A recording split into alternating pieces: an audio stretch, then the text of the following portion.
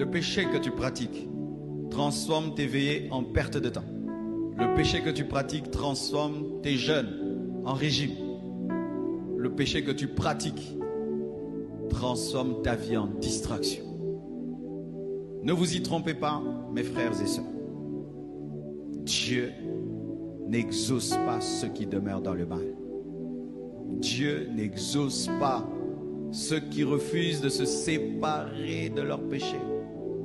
Dieu n'exauce pas ceux qui ont des péchés mignons, des péchés chéris. Ce n'est pas parce que tu te sens bien après avoir prié que Dieu t'a exaucé.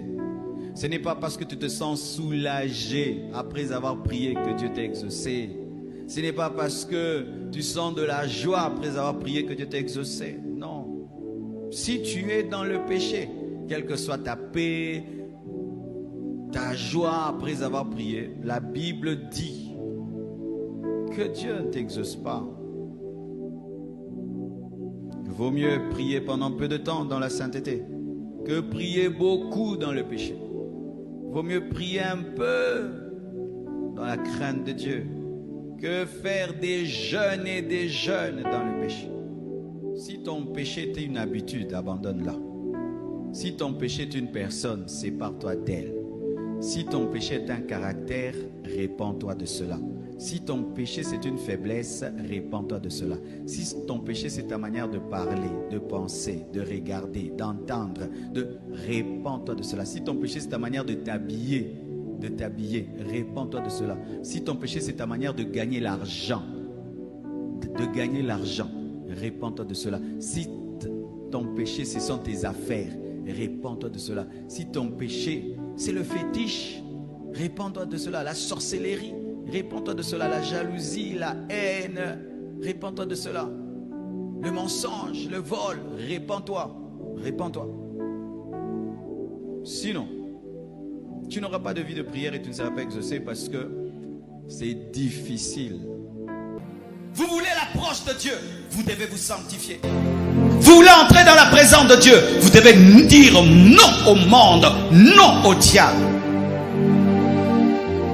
Chaque fois que tu refuseras de te sanctifier, l'accès à la présence de Dieu te sera fermé.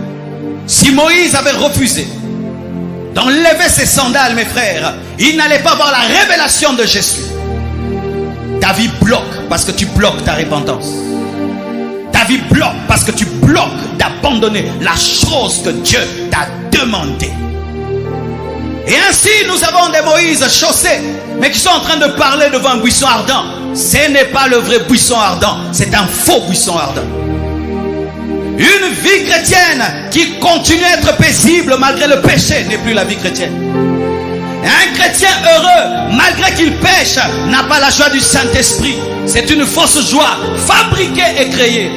Nous, les chrétiens, nous trouvons notre joie dans la communion avec Dieu. Et lorsque tu pêches, tu n'as pas de joie. Un véritable chrétien ne peut pas avoir la joie dans le péché.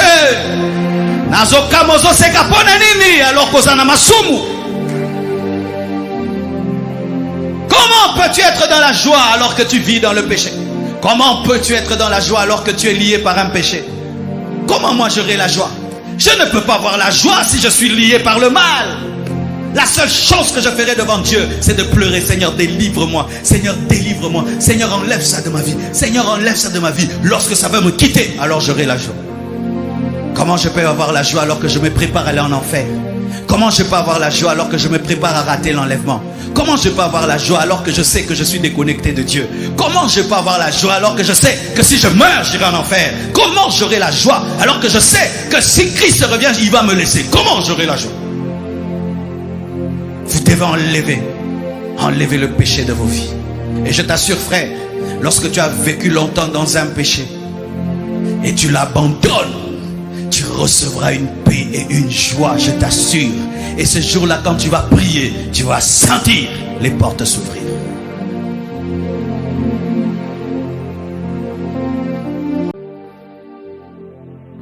Dieu dit, n'approche pas d'ici. Ôte tes souliers de tes pieds, car ce lieu sur lequel tu te tiens est une terre sainte. Là où le Saint vient, cela devient consacré. Quand un endroit a la visite du saint, cet endroit devient saint. Et cet endroit était consacré. C'était le lieu de Dieu. Et Dieu dit à Moïse, tu as marché partout comme tu as voulu, mais ici c'est ma présence. Tu enlèves tes chaussures. J'ai besoin d'un prophète qui est pieux. Cela nous enseigne quoi? La sanctification.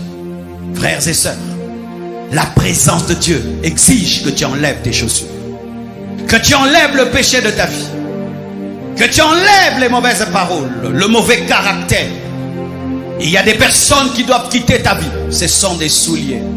Il y a des relations qui doivent quitter ta vie, ce sont des souliers. Des relations toxiques. Il y a un caractère qui doit quitter ta vie, ce sont tes souliers. Il y a une manière de parler qui doit quitter ta vie, ce sont tes souliers.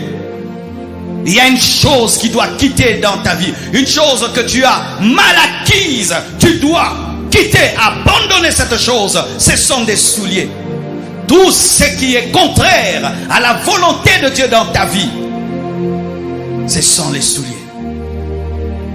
Regardez, avant que Dieu ne commence à se révéler à Moïse, avant qu'il commence à lui donner les secrets de la puissance, avant qu'il ne transforme son bâton en bâton de puissance, il lui a dit d'abord d'enlever les souliers.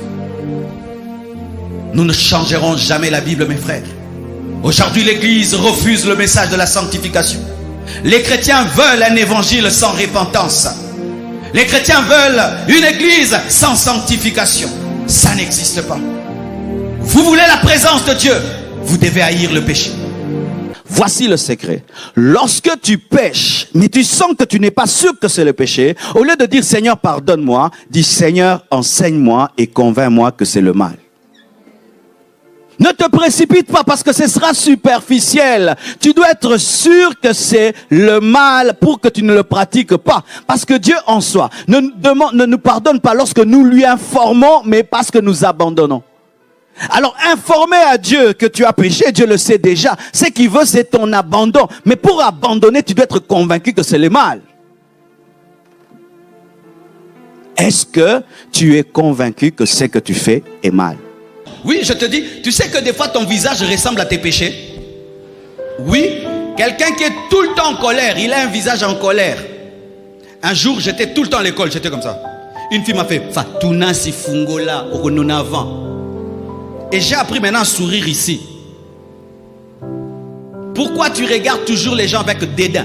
Pourquoi tu ne regardes jamais les gens avec honneur? Lorsque quelqu'un, tu le regardes, il ne se sent pas grandir. Quand tu regardes quelqu'un, il se sent petit. Pourquoi? Parce qu'au-dedans de toi, tu as un péché. Tu méprises les autres. Et tu vas dire non, c'est ma manière de regarder. Archi faux. Parce qu'il y a d'autres personnes que tu regardes avec honneur. Cette même personne qui est dédaigneuse, lorsqu'elle rencontre quelqu'un qu'elle honore, tout d'un coup le regard change. C'est parce que c'est volontaire. Le regard dédaigneux, le regard méprisant, le regard méchant. Au Congo, on appelle ça la côté l'esprit. Tu as un regard, on a peur de toi, même à distance, des gens disent aujourd'hui, il ne faut pas oser. Pourquoi? Tu as un regard méchant. C'est quand on rencontre le diable qu'on rencontre un regard méchant.